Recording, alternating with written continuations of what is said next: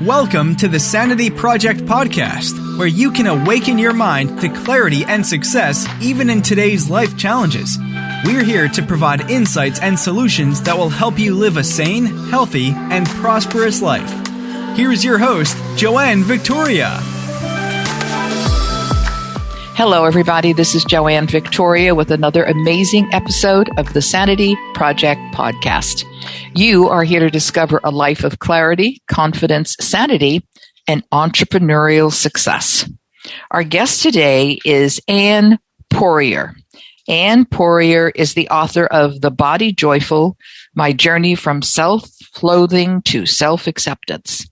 After struggling with her own weight, negative self-talk, and poor body image struggles, Anne was exhausted, frustrated, and fed up with dieting, diet culture, and trying to fit into society's thin ideal. Don't we know that one?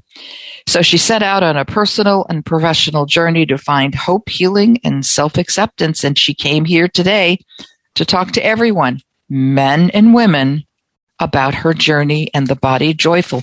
Welcome to the show, Anne Poirier. Thank you so much, Joanne. I'm happy to be here and look forward to having a great conversation around this kind of hot topic right now. Well, I read today where Jennifer Aniston eats one potato chip and one chocolate chip and is able to walk away from the rest. Do we have to go to that kind of an extreme, or is that just stuff we should ignore? Absolutely ignore. Absolutely ignore. It's listening and tuning into you and your body, because no one knows your body like you do. And that's part of this whole process is how do I even know when I feel hungry? How do I know when I feel full? Why do I crave certain foods? What emotions might I be covering up with food? So there's all kinds of links to why we eat and our choices around food and eating. And they're linked to all kinds of things.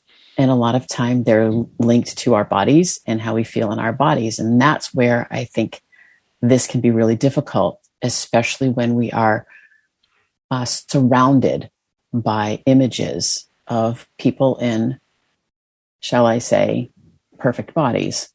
Because that just creates for ourselves lower self-worth, lower self-esteem, not good enough, have to try to fit in.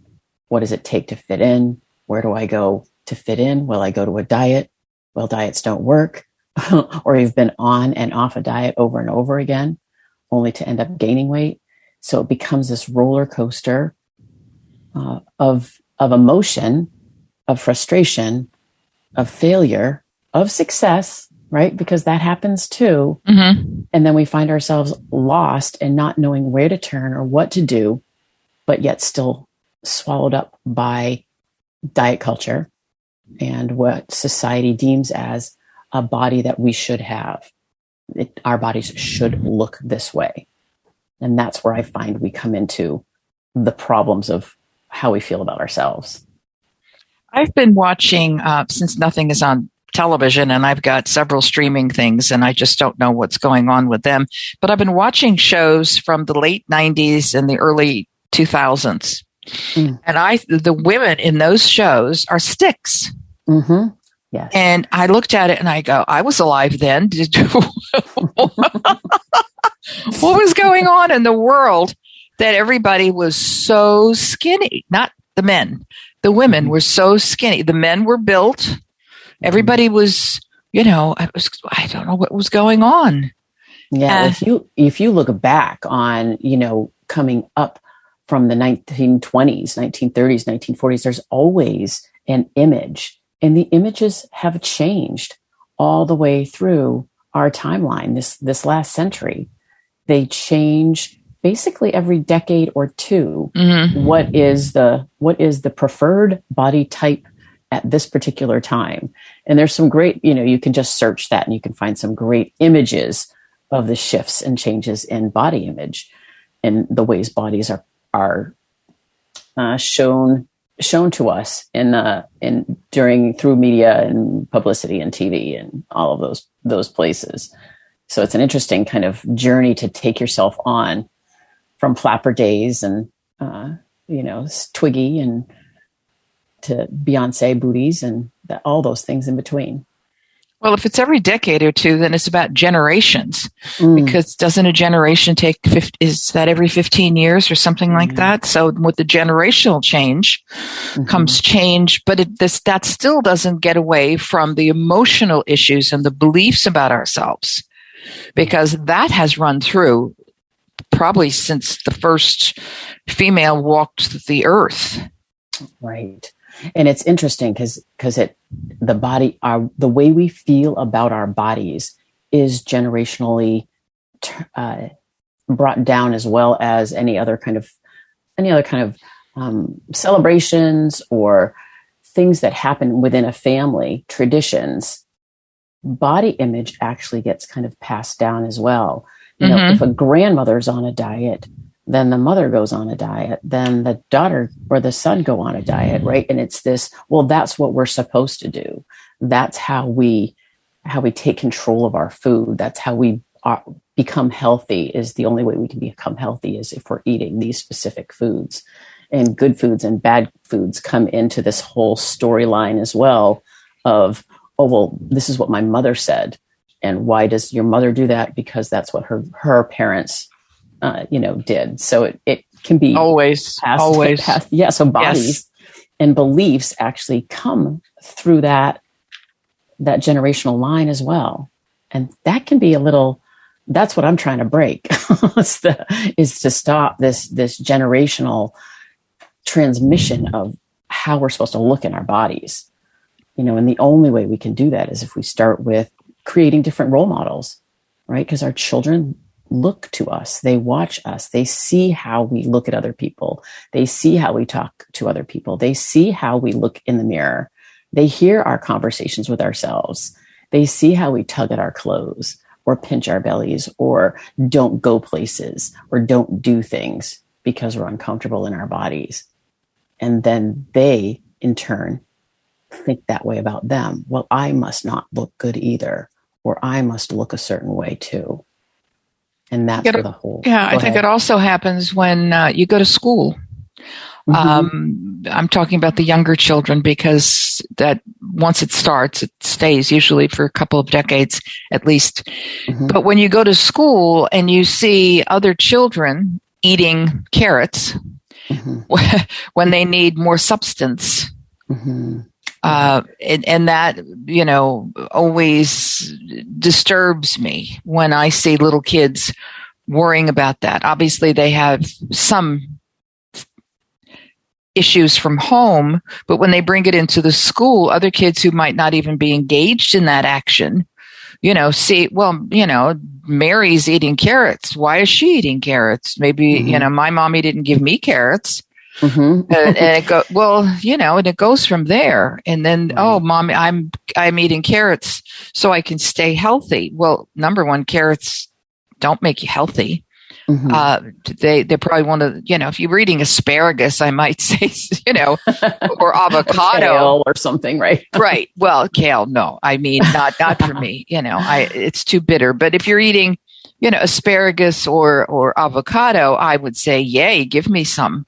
But when you're eating carrots and whatever, it's just like they're not going to have fun in their lives either, on top of everything. Right. But then there's that whole comparison game. Yes. And the connection game. I think that there's connection in eating a certain way. There's connection in dieting together. That happens as they come out of elementary school and go into middle school, young. I know, and I speak with females in mind because I am a female, but young girls will gather and they will all go on the same diet. They'll all talk about the same exercise program. And it's connection and fitting in and belonging and all of those pieces that go along with it, whether they have grown up with beliefs around body size or not. They sometimes almost get magnetically attracted to it, because it allows for that connection and it allows for that belonging, especially in that middle school age group. Right? Yeah, when you get to, 10, 9, to 12 or something like that, 9 to 13. Correct. Before they go, before they go to high school. Mm-hmm. Yeah. And that's where, that's where I struggled most with my body and body image, and ended up with an eating disorder right in that time frame back in the 70s, before they were even really known.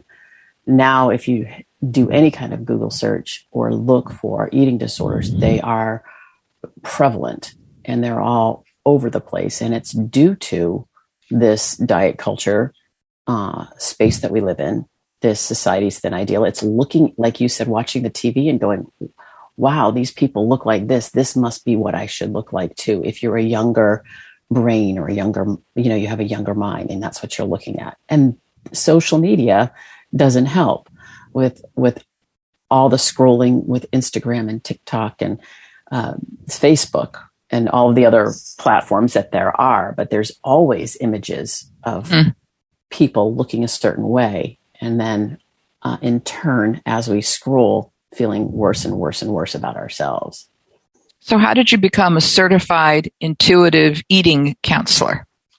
Well, due to the fact that I was always beating myself up, and there's a link between self-talk and how I talk to myself and what I believed to be true about bodies and body size. So all of those pieces come together in a lifelong of always counting calories, and on one diet or the next diet. You could name a diet and I probably was on it. So it's that yo-yo dieting culture that I was flooded into. It was constant. It was always on my mind. I missed a lot of life events due to the fact that I was worried about my weight, or I couldn't eat this or I couldn't eat that. Just the other day, I was just saying how much I missed not really partaking in my daughter's birthday cake and birthday parties because I was worried about what I could and couldn't eat.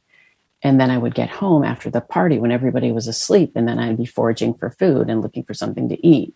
So this hold that exercise and food had over me for most of my life just came to a tipping point when I realized I don't want to live like this anymore. Just like you were saying a little earlier, I don't want to live on carrots. I don't want to live exercising 3-4 hours a day, right? I don't want to live that way anymore. And that's when I started to step back and say, there's got to be another way. There's got to be something different out there. And I dove into my own healing. And within that healing of myself, through therapy and through some medication and through trying to figure myself out and figure out where my beliefs came from. Why did I think that being in a certain size body was the only way to be? Why did I think that all these foods are good and all these foods are bad? Why did I think I had to exercise this long at this particular heart rate? Like, where did all those things come from? And when I started to do more and more research, and so I went back to school for my eating disorder certificate and landed on Evelyn Tribole and Elise Varisha's intuitive eating. And it really changed the whole trajectory of my life. This was what I was missing. And so that's how I became an intuitive eating counselor. It was through this search for something different. There had to be something else out there. And I slowed myself down enough to say, wait a minute, I don't have to. I can choose not to believe what I've been believing. This particular belief around body size or food or exercise or self-talk, any of that, because I think I was always beating myself up because I thought that was that's what you're supposed to do. Aren't we supposed to beat ourselves up? Isn't that motivating? Isn't that what makes us change? And then realizing that necessarily wasn't, that belief was not serving me to live the life that I wanted. It was never working for me. So wait a minute, if it's not working, maybe. Well, see, that's the way, that's the key, is recognizing what's not working, because once you do, you can repattern your brain, and people just don't want to listen to that. Or I should say there's a resistance to that. Maybe they don't understand it. I'm not sure. Hold on. I'm going to cough and then I have to mark the time because I'm going to have to edit this.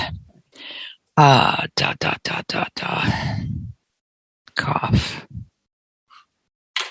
It's just dry here, very dry, believe it or not, right next to the water, but it's dry. Yeah. Yeah. Sorry about that. Or I started talking about something that affected me mentally. I'm not sure. But I'm looking at, there are ways to find a new groove in your brain where you are okay. You know, I'm happy here. I'm in charge of my life. I can nurture my body. I can eat the foods that I like that work for me and without being crazy. Right. And I think we get caught in the negative loops and the negative patterns because they're comfortable. They're comfortable, familiar, and we're really good at them. Mm-hmm. We've been doing them a really long time. Say, we're practicing for decades. Yeah, but I think about, I've named my inner voices, right? So I had this mini me voice, and she has all kinds of friends, all kinds of names that I talk about in the book. But she has had this pathway, and it's so worn down, and it's so well used. I use the analogy of she's been running a marathon. She's been training her whole life. She knows exactly what to say, how to say it. And then there's all kinds of other thoughts that attach to that. I think about it as a magnetic kind of spider web of thought, that one thought turns into 20 thoughts that are all kind of the same thing. Some are more harsh than others. But if she's been training for a really long time, it becomes really comfortable. And if we want to start to change the way we talk to ourselves, it is uncomfortable. It is unfamiliar. And I call her my Maxie-me. My Maxie-me, she's been sitting on the couch. She hasn't done anything. She doesn't know what to say. She doesn't know what to do, how to speak. So she needs training. She needs to, learn how to speak differently. What words do I say? How can I talk to myself with more compassion? What does that feel like? Yes, it's going to be uncomfortable. And if you want to go back to the comfortable sayings, then they keep you stuck. So it is stepping out of that comfort zone into being uncomfortable. And really there's some unworn pathways there. I use the term stepping into the weeds, because we've got to step into the weeds in order to make a new pathway in the brain. And if we do that, it's not very comfortable.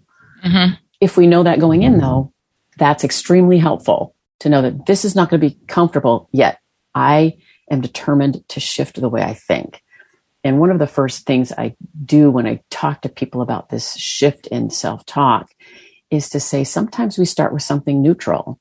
That's here's the harsh words. Can we stop creating the path, stop walking the path, and just pause?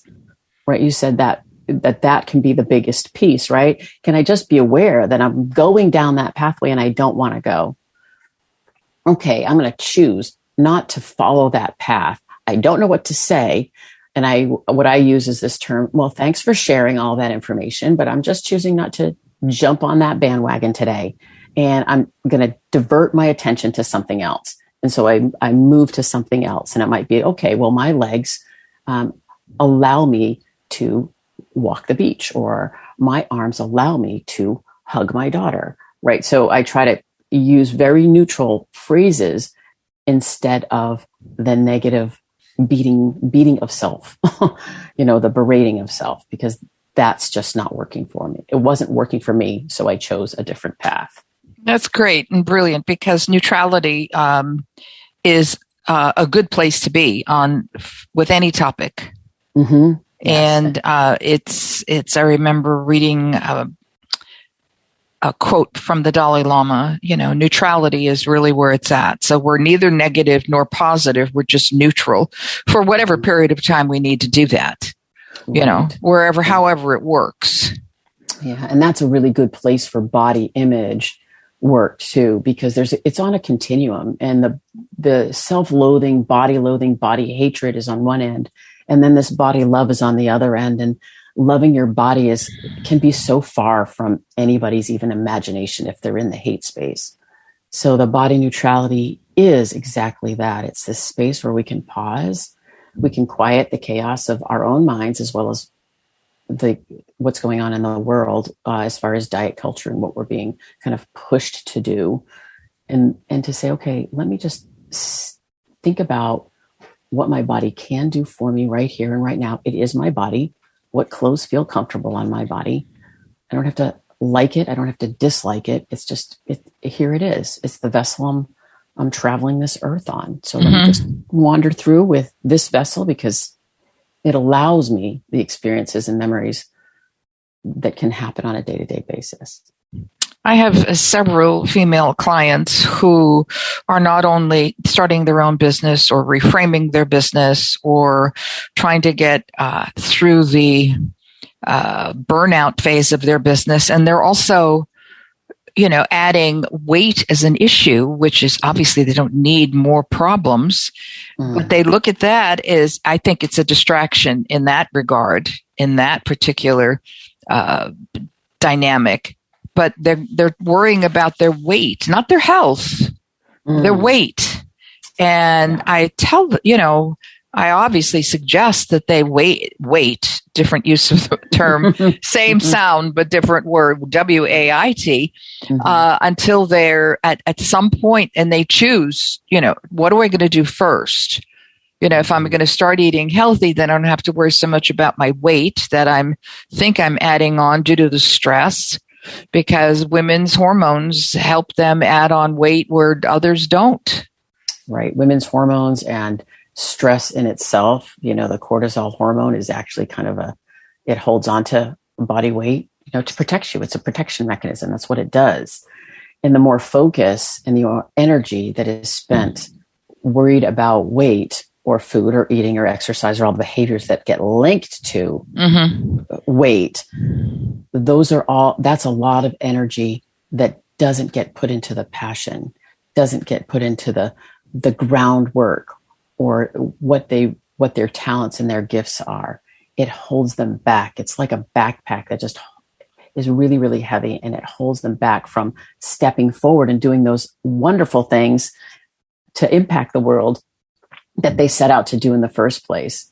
And yet the weight, it's an interesting analogy, the weight of, oh, but my body, oh, but I don't feel good, or, oh, what are people going to say? All of those pieces just stop us from sharing who we really are, which is our gifts, right? And our talents and our passions and those things. I might, oversimplify it when I say that, but these things are distractions to why you're really here on this earth, what you're supposed to be doing, how you're supposed to be helping others and gifting yourself to the world. And it's like, oh, I added weight because I ate a half a bag of potato chips. That's fine. Don't do it tomorrow. That's all. I mean, I say that it's not, even I have stress times where I'm going, get me that chocolate cream pie, damn it.